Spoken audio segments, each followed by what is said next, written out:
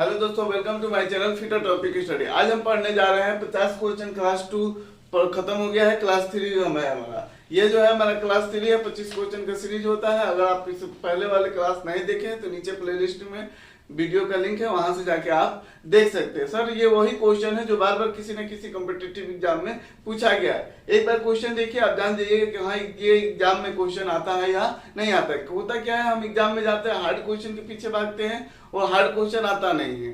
जो क्वेश्चन आता है वो हमें याद नहीं होता है, या मारना था कास्ट आयरन मार देते हैं कुछ, तो इस तरह से जो है कंफ्यूजन होता है। तो इन क्वेश्चनों को बार बार देखने से आपको जो है याद हो जाएगा। नेक्स्ट आज के हम सीरीज स्टार्ट करते हैं। देखिए 51 नंबर क्वेश्चन है, किस प्रकार की चाबी का आकार अर्धवृत्ताकार होता है। किस प्रकार की चाबी का आकार जो क्या होता है, अर्धवृत्ताकार होता है। जो लोग नए हैं वो क्या समझ रहे थे कि ताला का चाबी है, नहीं ताला का चाबी नहीं, ये फास्टनर वाला चाबी है।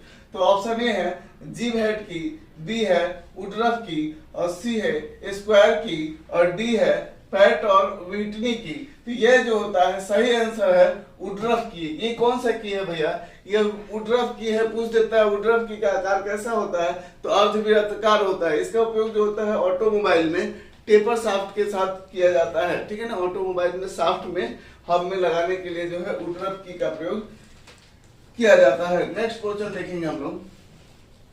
अगला है आई बोल्ट का प्रयोग डैश होता है। आई बोल्ट का प्रयोग क्या होता है, डैश होता है। तो देखिएगा पावर को प्रोजेक्शन में लॉकिंग डिवाइस के रूप में, और सी है भारी मशीनों को उठाने और परिवहित करने में, और डी है आघात और कंपन को अवशोषित करने के लिए। तो यहाँ जो है आई बोल्ट का उपयोग जो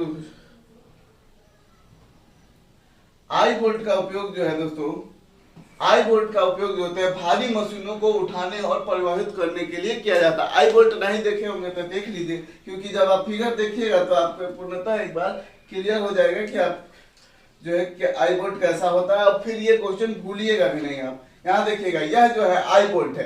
क्या है ये, आई बोल्ट है। ये कहाँ लगा होता है, मोटर वगैरह देखिएगा ना, मोटर जहाँ देखिएगा तो उसमें बीच में लगा होता है। या भारी पार्ट्स कोई है उसे उठाने के लिए जो है इसका उपयोग आई बोल्ट का उपयोग किया जाता है। अगला क्वेश्चन देखिएगा। अगर चैनल पर नया है तो चैनल को सब्सक्राइब जरूर कर लीजिए। इस तरह के वीडियो पाने के लिए, पीडीएफ पाने के लिए टेलीग्राम और व्हाट्सएप से जरूर जुड़े। नेक्स्ट हमारा क्वेश्चन है, स्टूल में धातु पर चिन्ह लगाने के लिए धातु का तेज सिरा होता है। देखिए मार्किंग करने के लिए एक टूल्स का उपयोग किया जाता है, उसका पॉइंट जो होता है बहुत तेज होता है। कौन का, स्क्राइबर का, सेंटर पंच का, फाइल का, कोल्ड चीजल का। तो भैया हम कोल्ड चीजल का उपयोग मार्किंग करने में नहीं करते हैं, फाइल का उपयोग मार्किंग करने में नहीं करते हैं। सेंटर पंच क्या करते हैं और स्क्राइबर का करते हैं। तो सेंटर पंच का पॉइंट नुकीला होता है, उससे ज्यादा नुकीला किसका होता है, स्क्राइबर। स्क्राइबर आया है, अगर इससे पूछ दे कि कितने डिग्री पर इसका पॉइंट ग्राइंड होता है तो 10 से 12 डिग्री पर। इसका ये भी अब जो है याद रखना है। अगला क्वेश्चन देखेंगे हम।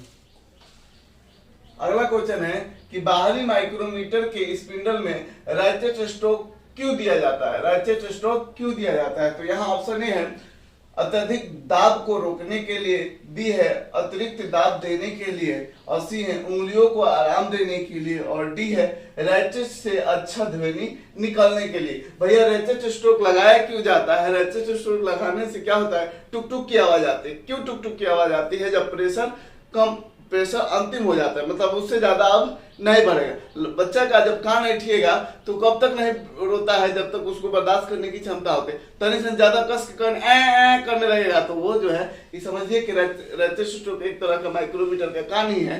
तो ऐठिएगा उससे ज्यादा का प्रेशर जब वो नहीं ले पाएगा तो वो जो है टुक टुक की आवाज आने लगती है उसमें से। कहने का अर्थ है कि अधिक दाब को रोकने के लिए, अधिक दाब को रोकने के लिए रैचेट स्ट्रोक का प्रयोग किया जाता है। नेक्स्ट देखेंगे हम लोग। अगला क्वेश्चन है, कह रहा है कि भिन्न पिच वाले हेक्सा का उपयोग होता है। मोटा पिच होता है। मोटा पिच कौन सा होता है भैया, मोटा पिच होता है 1.8 mm। कितना होता है, 1.8 mm, जिसे हम लोग कोर्स पिच के नाम से भी जानते हैं। कोर्स पिच हो गया, ये पिच के अनुसार देखिएगा, course pitch, medium pitch, fine pitch और वेरी फाइन पिच, है ना। कोर्स पिच, मीडियम पिच और वेरी फाइन पिच क्या होता है, इसको याद कर लीजिएगा, इसकी शॉर्ट मार ली। कोर्स पिच पूछ दे तो उसका पिच होता है 1.8, मीडियम पिच पूछ दे तो 1.4, और फाइन पिच पूछ दे तो 1.0, और वेरी फाइन पूछ दे तो 0.8। अब इसके जो है प्रति सेंटीमीटर में दांतों की संख्या कितनी होती है, तो 14, 18, 24 और 32। कितना होता है, 14, 18, 24 और 32। तो इस तरह से ये भी क्वेश्चन याद है, तो क्या ये इससे अब आएगा क्वेश्चन, तो आप नहीं बना पाइएगा। यही पूछ दे कि ठोस ब्लॉक को काटने के लिए पिच कितना होता है, तो 1.8। यही जो है पतली ट्यूब पूछे तो आंख मूंद के मार देना है 0.8, आंसर सही। ठीक, मुझे उम्मीद है आपको समझ में आ रहा होगा। अगर समझ में आ रहा है तो लाइक सब्सक्राइब जरूर करें, कमेंट भी आप जरूर कीजिए। कमेंट नहीं कीजिएगा तो हम जान कैसे पा जाएंगे कि आप समझ पा रहे हैं कि नहीं, या हमें क्या बदलाव की जरूरत है। अगला क्वेश्चन है हमारा,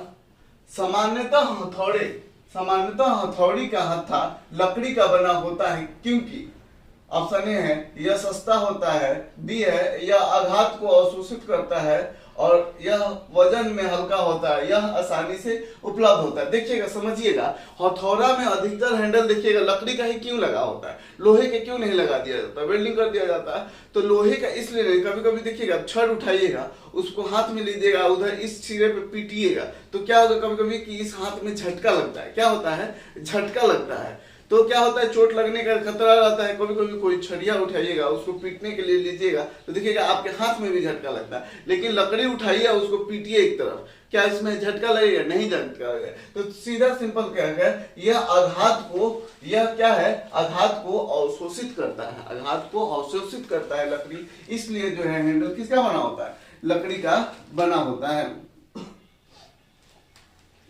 अगला क्वेश्चन है, फाइल का कौन सा भाग कठोर और टेम्पर्ड होता है। ये बहुत ही मोस्ट पॉपुलर क्वेश्चन है, अगर आप नए हैं तो इसे लिख लिया कीजिए। फाइल का कौन सा भाग हार्ड और टेम्पर होता है, कठोर और टेम्पर्ड होता है। तो यह जो होता है क्या होता है भैया, टैंग, फेरूल, तना और हैंडल। तो यह जो होता है बॉडी। देखिए यहाँ तना लिखने के कारण कंफ्यूज हो गए हम भी कि कहाँ लिखा है। तो ये जो है क्या है, इंग्लिश भी थोड़ा देख लेना होगा हमें। यह क्या है, बॉडी। क्या है भैया, बॉडी। बॉडी वाला भाग क्या होता है, हार्ड और टेम्पर होता है। आइए फाइल आया है, जरा इसको भी क्लियर करते चलते हैं। यहाँ देखिए, इसका पीडीएफ आपको आसानी से मिल जाएगा। हमारे टेलीग्राम और व्हाट्सएप पर जुड़िए, या हमारे ऐप से भी डाउनलोड कर सकते हैं, फिटर टॉपिक स्टडी ऐप से। देखिएगा यह क्या है, फाइल है। ये बॉडी क्या कहलाता है, बॉडी में जो है यह जो भाग पूरा जो है क्या कहलाता है, हमारा हील से लेके पॉइंट तक जो है रहता है। ये फाइल की लंबाई भी ली जाती है, आपको मालूम होना चाहिए। यही भाग क्या कहलाता है, हमारा बॉडी कहलाता है। बॉडी वाला भाग क्या होता है, हार्ड और टेम्पर होता है। यही पूछते कि कौन सा भाग हार्ड और टेम्पर नहीं होता है, तो टैंग वाला भाग जो होता है हार्ड और टेम्पर नहीं होता है। बस आपको मालूम भी होना चाहिए, फाइल का 2/3 भाग क्या होता है, समानांतर होता है। क्या होता है, समानांतर होता है। और 1/3 भाग कितना होता है, टेपर होता है। देखिएगा फाइल ऐसे जाता है, आगे जाके कुछ दूरी पे टेपर हो जाता है, तो वो कितना होता है, 1/3 भाग। इस तरह से आप जो है पूरे भाग का नाम ये नहीं याद करेंगे, फाइल स्पेशल पढ़ाएंगे तो आपको बता देंगे। लेकिन जो जरूरत है वो तो आपको याद होना चाहिए।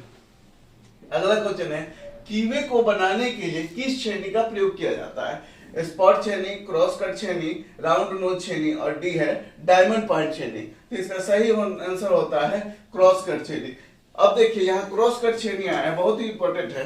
क्रॉस कट छेनी को कैप चीजल के नाम से भी जानते हैं। किसके नाम से जानते हैं, कैप चीजल के नाम से भी जानते हैं। अब आप कहीं कहीं कंफ्यूज होते हैं कि कीवे के डायमंड पॉइंट छेनी कहाँ होता है। तो डायमंड पॉइंट छेनी का प्रयोग जो होता है, देखिए बताते हैं, ध्यान से सुनिएगा।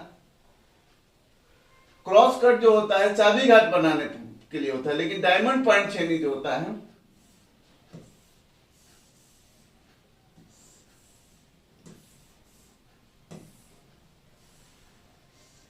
ये कॉर्नर नुमा जो स्थान होता है ना, कॉर्नर से अगर कटिंग करना है कोने वाले भाग से, तो वहां किसका प्रयोग होता है, डायमंड पॉइंट चीजल का प्रयोग किया जाता है। नेक्स्ट देखिए, अगला हमारा क्वेश्चन है कि लैपिंग के संबंध में कौन सा कथन सत्य नहीं है। लैपिंग के संबंध में कौन सा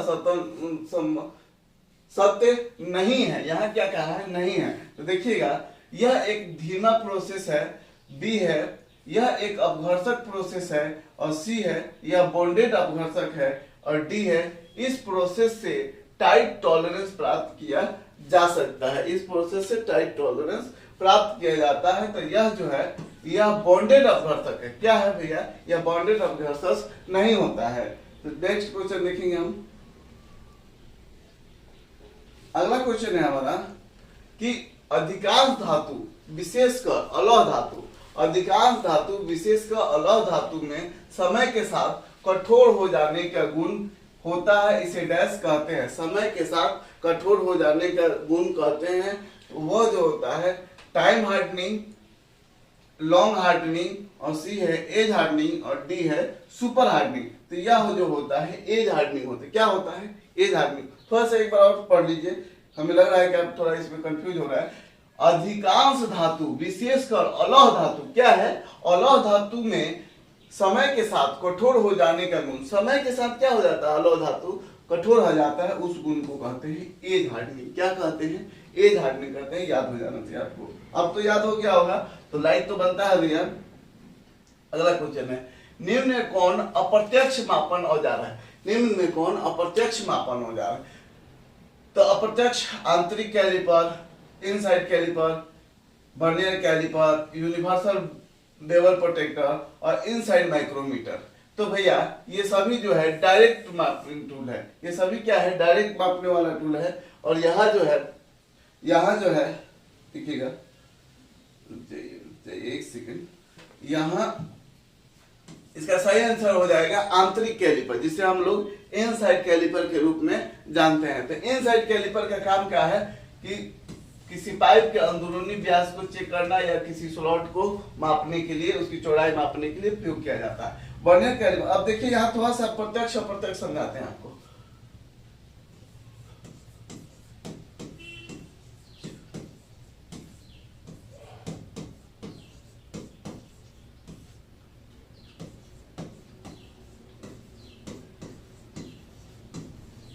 देखिए माप तीन तरह से लिया जाता है, प्रत्यक्ष, अप्रत्यक्ष और तुलनात्मक। क्या होता है? अप्रत्यक्ष, प्रत्यक्ष और तुलनात्मक। अप्रत्यक्ष वह माप है जैसे आउटसाइड इनसाइड कैलिपर द्वारा जो है माप लिया गया या डिवाइडर द्वारा माप लिया गया। पहले नाप लिया जाता है, उसके बाद उसको स्केल पर ले जाके चेक किया जाता है, तो वह हो जाता है अप्रत्यक्ष। क्या हो जाता है? अप्रत्यक्ष। अप्रत्यक्ष क्या होता है? डायरेक्ट रीडिंग, डायरेक्ट जो रीडिंग लिया जाता है, मतलब स्टील रूल से इसे रखे और चेक किया, अच्छा ये 12 mm, ये 18 mm, वर्नियर कैलिपर लगाए और बता दिए कि हाँ ये जो है 13 mm, ये 18 mm। तो जो डायरेक्ट माप लिया जाता है वो प्रत्यक्ष माप होता है। तुलनात्मक माप, किसी मास्टरपीस से तुलना किया जाता है, तो वह जो होता है तुलनात्मक माप होता है। तो यही आता है क्वेश्चन बार बार आपको। अब हमें नहीं लगता है कि आप कंफ्यूज कीजिएगा। कमेंट में अपनी राय जरूर दिखा कीजिए। वर्नियर कैलिपर का न्यूनतम गुणांक होता है। वर्नियर कैलिपर का न्यूनतम गुणांक होता है, मतलब यहाँ लिस्ट काउंट कि क्या पूछा गया है? वर्नियर कैलिपर का लिस्ट काउंट। तो बहुत ही मोस्ट पॉपुलर क्वेश्चन है, आपको याद होना चाहिए। वर्नियर कैलिपर का लिस्ट काउंट जो होता है 0.02 mm होता है। कितना होता है भैया? 0.02 mm होता है। अगर आपको इंच में याद नहीं है तो याद कर जाइए। अगर आपको इंच में याद नहीं है तो याद कर जाइए। इंच में होता है 0.001 इंच। कितना होता है भैया? इंच में 0.001 इंच। नहीं याद है तो लिख लिया कीजिए। ये हमेशा बार बार किसी न किसी एग्जाम में पूछना ही पूछना है। विभिन्न प्रकार के बोल्ट का प्रयोग होता है। विभिन्न प्रकार के बोल्ट का प्रयोग होता है। इनमें से कौन बोल्ट नहीं है? इनमें से कौन सा बोल्ट नहीं है? तो यहाँ जो है फ्लैट बोल्ट बेल्ट है ना, सॉरी बोल्ट नहीं है, सॉरी मिस्टेक से बोल दिए हैं, बेल्ट है। क्या है ये? बेल्ट है। कि कौन सा बेल्ट नहीं है? तो यहाँ देखिएगा flat belt, we belt, tooth belt और नॉन ऑफ दी, इनमें से कोई नहीं भैया। सभी तो यहाँ जो है बेल्ट के ही प्रकार दिया गया है। यहाँ जो भी है, यहाँ क्या है, जो भी नाम है वो एक बेल्ट का प्रकार ही है। तो इसका सही आंसर हो जाएगा दोस्तों इनमें से कोई नहीं।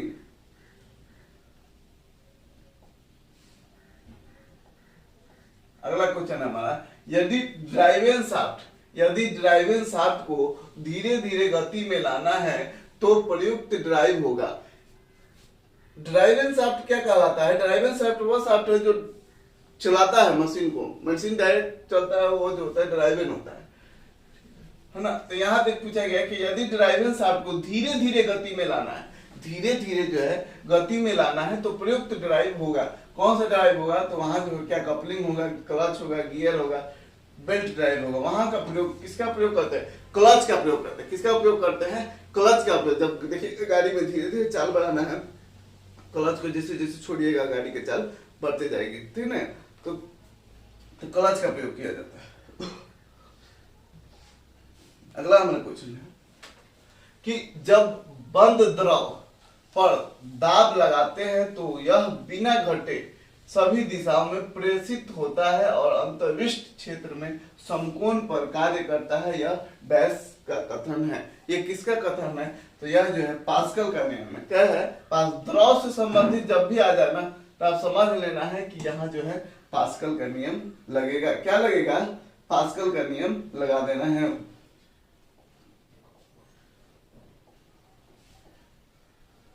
अगला क्वेश्चन है हमारा, निम्नलिखित में से कौन सा घर्षण रोधी बेयरिंग नहीं है? बेयरिंग है। कौन सा घर्षण रोधी बेयरिंग है? मतलब एंटी फ्रिक्शन बेयरिंग है। तो देखिएगा एंटी फ्रिक्शन बेयरिंग कौन कौन है भैया? Ball bearing, roller bearing, needle bearing, ये सभी। तो ये सभी जो क्या है एंटी फ्रिक्शन बेयरिंग है। इसमें सभी में क्या होता है? रोलर लगा होता है। रोलर है, किसी में बॉल है। तो ये क्या है? फ्रिक्शन बेयरिंग नहीं है। ये सभी जो है एंटी फ्रिक्शन बेयरिंग है। आपको याद भी होना चाहिए, कभी पूछ दे कौन सा एंटी फ्रिक्शन बेयरिंग है तो आपको मालूम होना चाहिए ball bearing, roller bearing, needle bearing, ये सभी क्या है? एंटी फ्रिक्शन बेयरिंग है। अगला क्वेश्चन देखिए, वह जिग जिसका कोई आधार नहीं होता, वह जिग जिसका कोई आधार नहीं होता लेकिन ड्रिल करने के लिए इसे जॉब पर सेट करते हैं। लेकिन इसे क्या करते हैं? ड्रिल करने के लिए जॉब पर सेट करते हैं। कहते हैं क्या करते हैं? उसे जो हम लोग चैनल जी कहते हैं। क्या कहते हैं? चैनल जी। आप खोजिएगा बेस प्लेट नहीं है तो प्लेट जी, वो वाला क्वेश्चन नहीं है, आप कंफ्यूज मत होइएगा। यह जो होता है चैनल जी होता है। क्या होता है? चैनल जी होता है। अगला क्वेश्चन है हमारा कि पीपीई से अभिप्राय है। पीपीई का फुल फॉर्म क्या होता है? तो पर्सनल प्रोटेक्टिव इक्विपमेंट होता है। क्या होता है? Personal protective equipment. ये जो हमारा दोनों एक ही ऑप्शन है ना, दोनों एक ही ऑप्शन है, लेकिन आप जो पहले है उसको मार देंगे। पर्सनल प्रोटेक्टिव इक्विपमेंट है, ठीक है।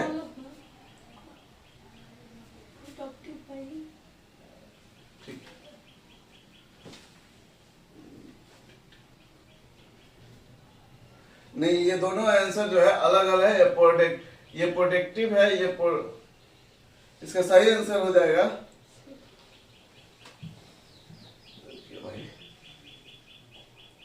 पर्सनल प्रोटेक्टिव इक्विपमेंट होता है, ठीक है, याद रखिएगा। इस तरह से भी आप भी कंफ्यूज हो सकते हैं। अगला हमारा क्वेश्चन है कि जिस बॉक्स में सामान्य दवा, रुई, पट्टी आदि होती है उसे डैश बॉक्स कहा जाता है। भैया आमतौर पर किसी भी वर्कशॉप में एक डिब्बा रखा जाता है, उसमें जो है रुई, डिटोल, पट्टी वगैरह रखा जाता है। तो वो कौन सा बक्सा होता है? तो वह जो होता है फर्स्ट एड बॉक्स होता है। ये तो पूरा बताने की जरूरत नहीं है। फर्स्ट एड बॉक्स हर कंपनी में, हर वर्कशॉप में रखा जाता है। अगला क्वेश्चन है हमारा कि निम्नलिखित में से कौन सा एक मृदु कौशल है? क्या है?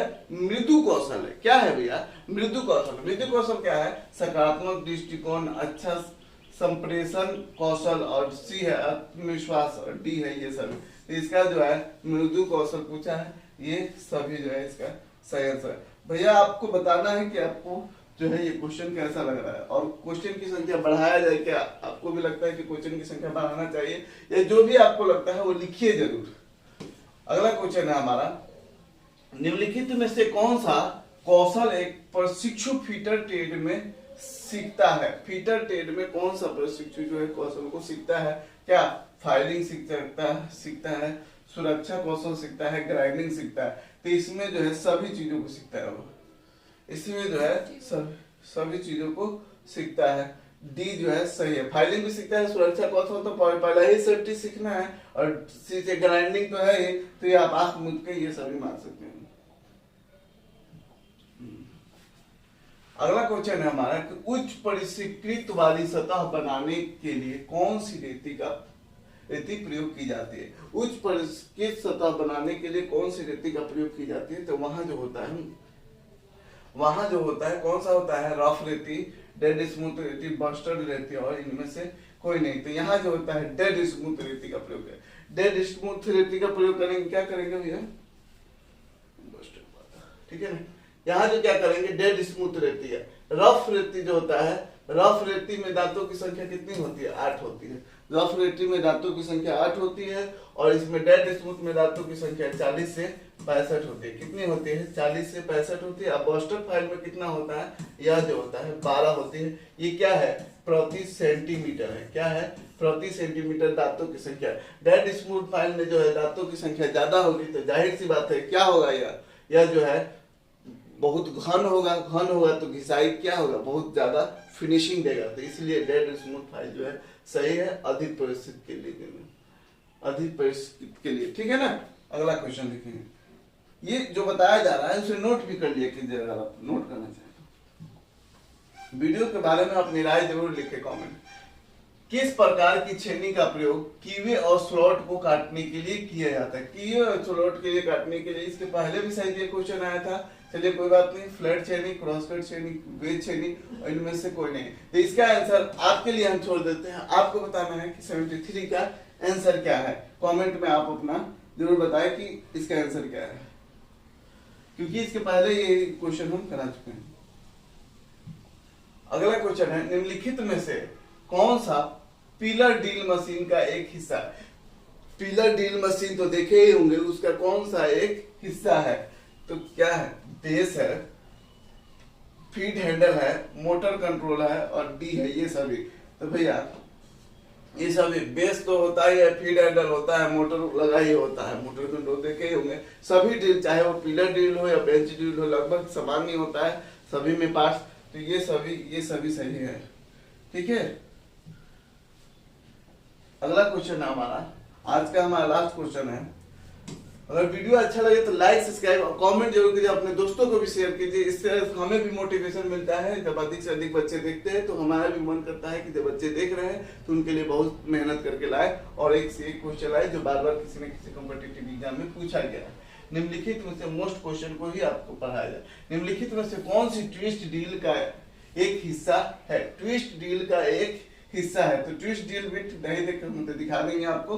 बॉडी है, शैंक है, बॉडी और शैंक दोनों है और डी है, इनमें से कोई नहीं। तो इसका सही आंसर हो जाएगा दोस्तों बॉडी और शैंक। बॉडी और शैंक ट्विस्ट ड्रिल बिट देखिए कैसे।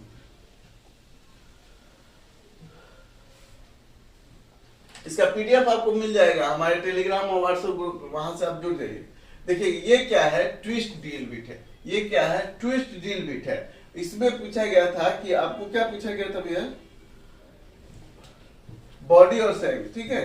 बॉडी और शैंक पूछा गया था कि एक ही में है। तो देखिए बॉडी वाला भाग, ये वाला भाग, बॉडी क्या है, जो इस तरह का बना होता है, ग्रुप बना होता है और स्पाइरल कटा होता है ग्रुप, तो वो पूरा भाग क्या कहलाता है, बॉडी कहलाता है। और शैंक जो प्लेन वाला भाग होता है वो क्या कहलाता है, शैंक। तो ये तो ट्विस्ट ड्रिल का भाग है ही, तो इसीलिए दोनों हमने जो है सही मान लिया। अगर यह वीडियो अच्छा लगा हो तो चैनल को सब्सक्राइब जरूर करें, चैनल पर नए हैं तो शेयर करना ना भूलें। वीडियो देखने के लिए बहुत बहुत धन्यवाद।